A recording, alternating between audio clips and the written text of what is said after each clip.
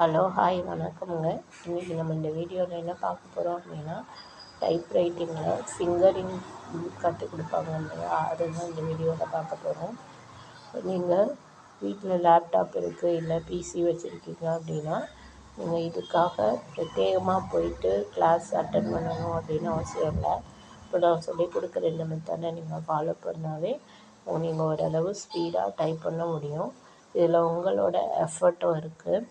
அதாவது government job போகணும் அப்படிங்கிறவங்க, கிளர்க்கு, ஜேர்னலிஸ்ட்டில் போகணும் அப்படிங்கிறவங்க, அதுக்கப்புறம் ஷார்ட் ஹேண்ட் படிக்கணும் அப்படிங்கிறவங்க, அடுத்து டைப்பிஸ்ட்டாக போகணும் அப்படிங்கிறவங்க, நீங்கள் ப்ராப்பராக டைப்ரைட்டிங் கிளாஸ் போய் நீங்கள் அதுக்கு சர்டிஃபிகேட்லாம் கொடுப்பாங்க. அந்த கவர்மெண்ட் எக்ஸாம் அட்டன் பண்ணி நீங்கள் சர்டிஃபிகேட் வாங்கிக்கலாம். அதெல்லாம் எனக்கு தேவையில்லை, எனக்கு ஸ்பீடு வந்தால் போதும், எனக்கு ஓரளவு வேகமாக டைப் பண்ண வந்தால் ஓகே தான் அப்படிங்கிறவங்க இந்த மெத்தடையே நீங்கள் ஃபாலோ பண்ணலாம்.